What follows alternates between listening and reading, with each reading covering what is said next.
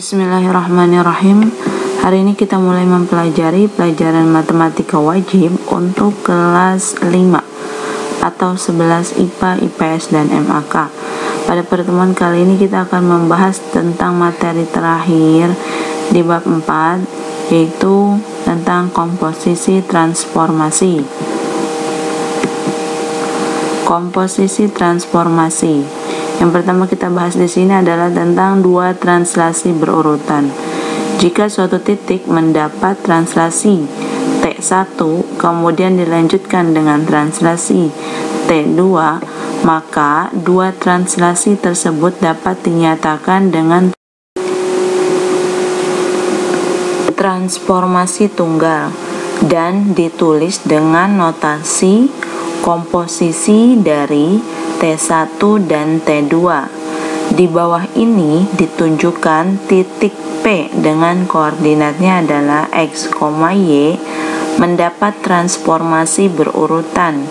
T1 dengan elemennya adalah A dan B, dan T2 dengan elemennya adalah C dan D.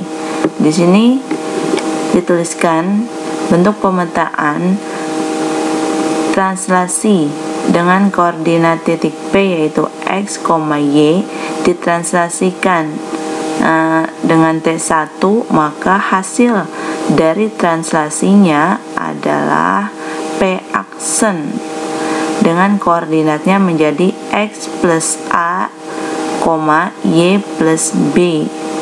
Kemudian titik P aksen dengan koordinatnya X plus A, Y plus B ditranslasikan dengan translasi T2, maka hasil bayangan atau petanya adalah P aksen-aksen dengan koordinatnya menjadi X plus A plus C, Y plus B plus D.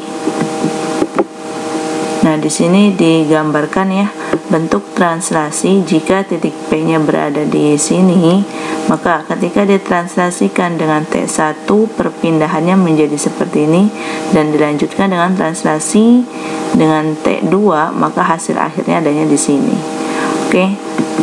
Nah, sehingga rumus untuk komposisi transformasi dari T1 dan T2 adalah A plus B dan B plus D. Contohnya, tentukan bayangan titik 3,2 oleh translasi T1 sama dengan 5 dan 2 dilanjutkan oleh translasi T2 dengan elemennya adalah 1 dan 3. Cara mengerjakannya, pertama kalian cari hasil komposisi T1 dan T2. Ini cara pertama ya. Jadi kamu komposisikan dulu translasi T1 dan T2. T1 tadi kan elemennya 5 dan 2 ya. Jadi sini tulis 5 dan 2. Kemudian ditambahkan dengan elemen dari T2 yaitu 1 dan 3. Jadi 5 tambah 1 6, 2 tambah 3 adalah 5. Maka hasil bayangan titik 3,2 jika dikomposisikan dengan translasi ya, jika ditranslasikan dengan komposisi T1 dan T2, hasilnya adalah 3X ditambah 6, 6-nya ini dari sini, hasil komposisi dari translasi T1 dan T2, Y yaitu 2 ditambah 5, 5-nya dari sini. Nah, jadi bayangan titik 3,2 oleh translasi T1 dilanjutkan oleh T2 adalah 3 tambah 6, 9, 2 tambah 5, 7. Jadi bayangannya adalah 9,7.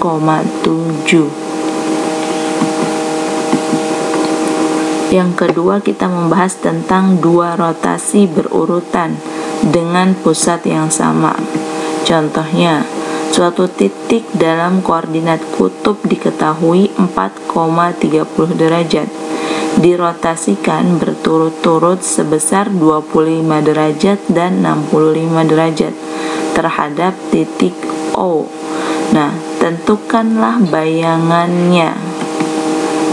Caranya, kamu cari komposisi transformasi dari sudutnya ya.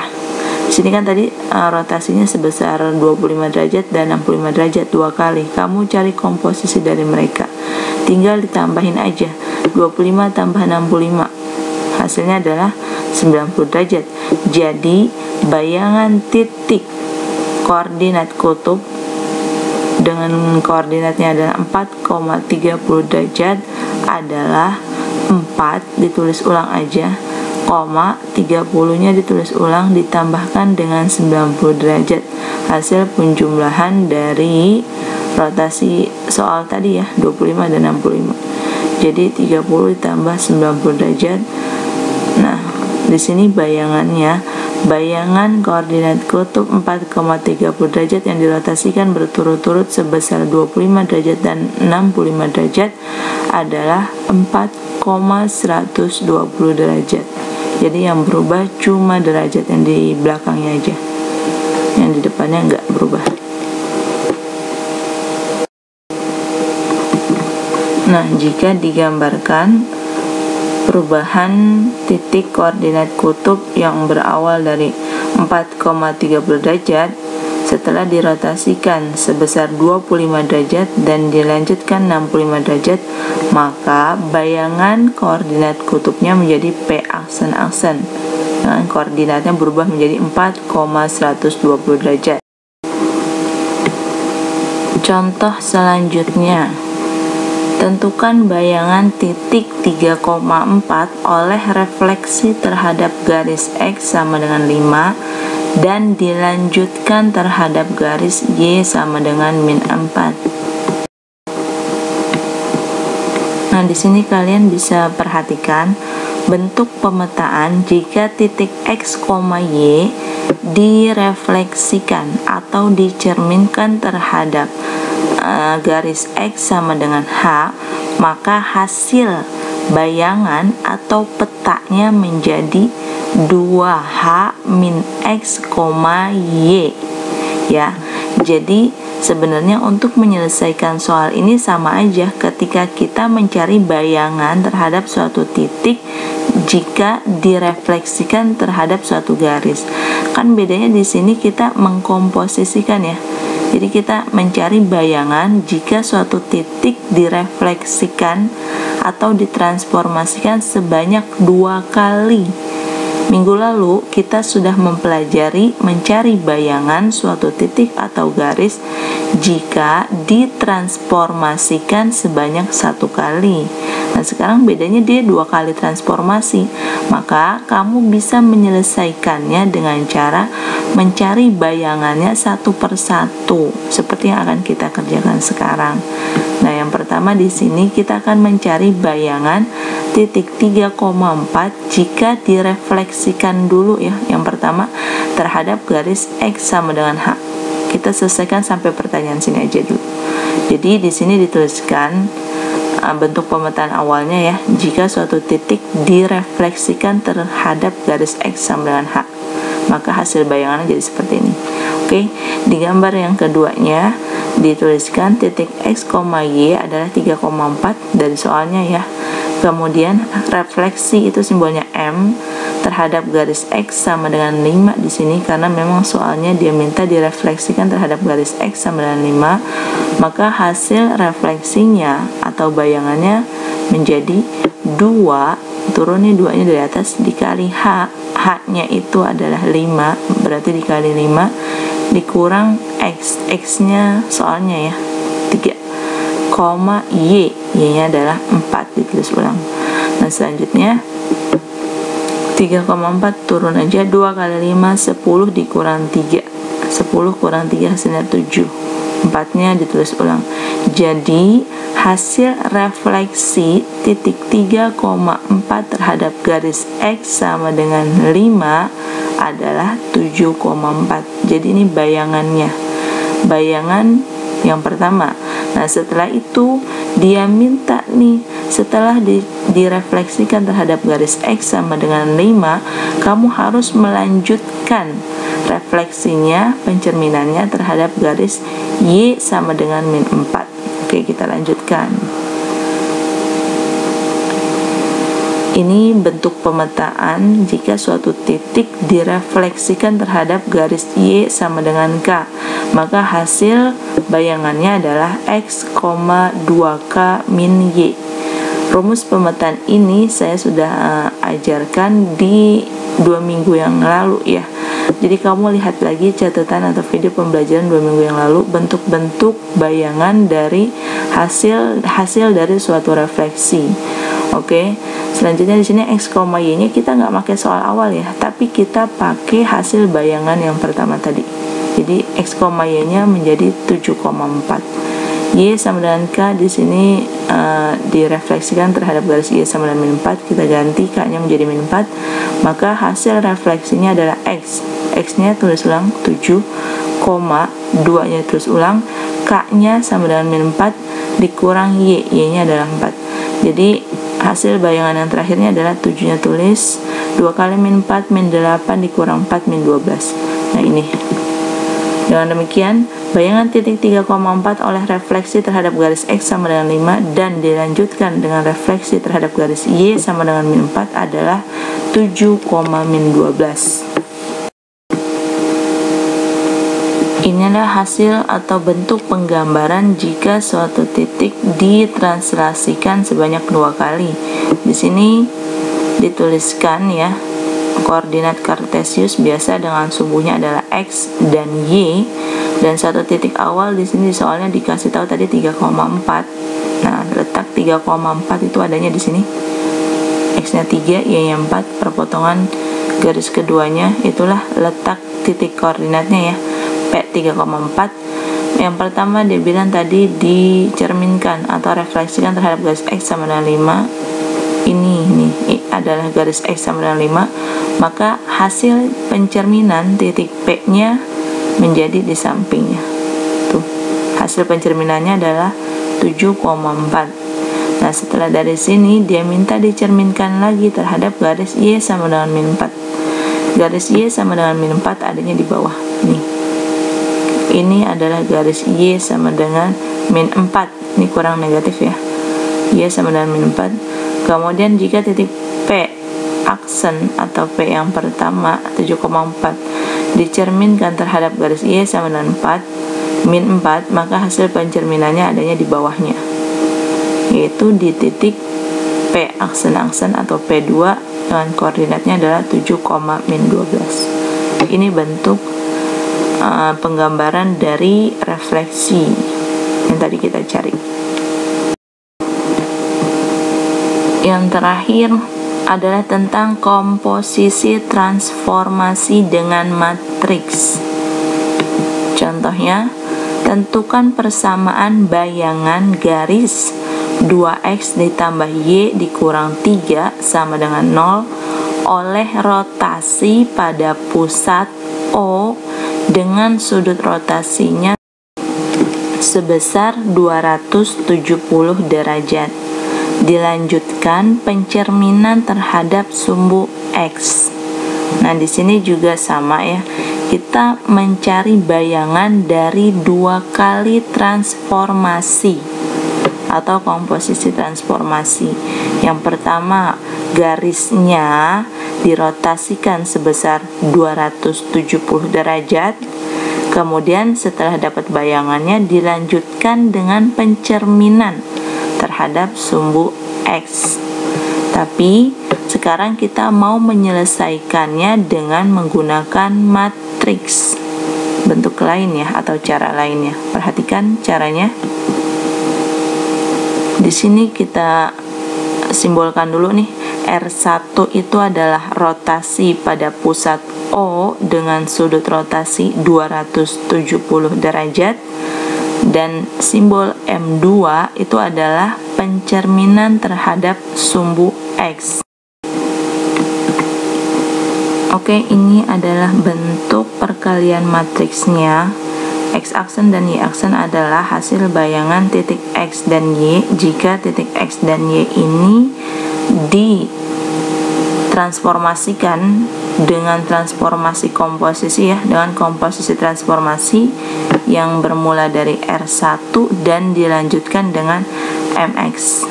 Nah, yang perlu kalian perhatikan di sini sebenarnya adalah penulisan komposisi. Kalau penulisan komposisi dari suatu transformasi itu bentuknya selalu seperti ini. Jadi, transformasi yang terakhir justru ditulisnya di awal. Tadi kan transformasinya dua kali, yaitu pertama dengan rotasi 270 derajat, simbolnya R1 ya. Kemudian dilanjutkan dengan pencerminan terhadap sumbu X dengan simbolnya adalah M2. Tapi ketika ditulis di sini yang di awal itu yang ditulis duluan adalah M2-nya dulu, MX-nya dulu, baru R1-nya.